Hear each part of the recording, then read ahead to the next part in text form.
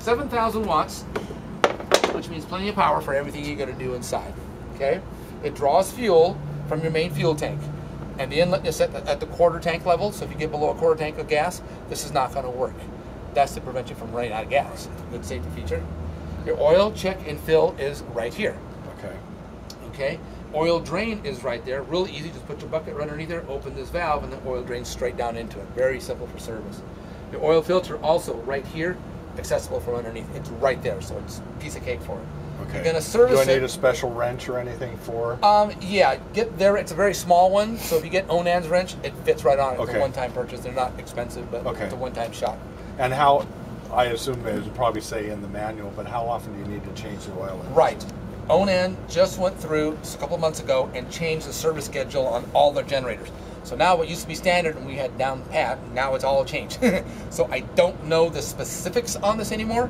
It used to be on a new generator, after the first 30 hours or 1 year, whichever came first, they're after every 100 hours.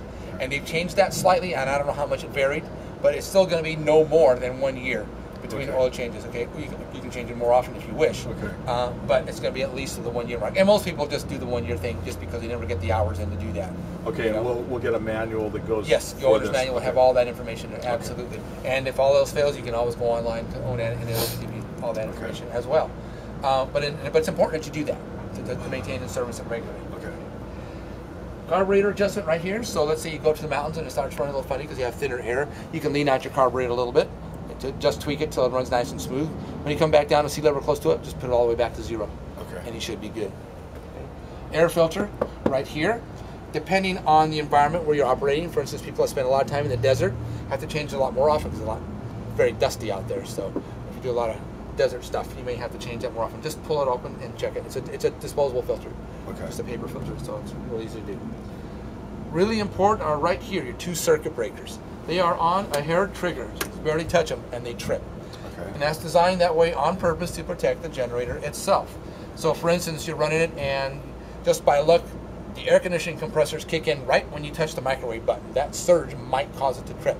So anytime you're running your generator and you hear the engine running but you have no power inside, before you panic, come out here and check these guys. More likely they trip because of a sudden surge or something. Okay, and which is okay. It's protecting itself, and that's what you want to have happen, whether it burns something out. Okay, so I'm going to leave them off right now, so because we don't want to hit the. Oh, we're not plugged in show power anyhow, but that's okay. And we're going to prime it, and then we're going to start it. Oh, I didn't notice that the 12 volt was on. Yeah, I guess it must be.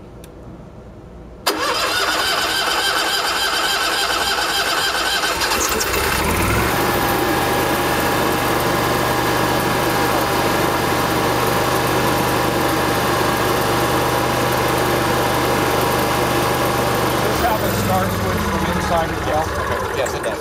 Yeah. Start switch and the hour meter will be inside.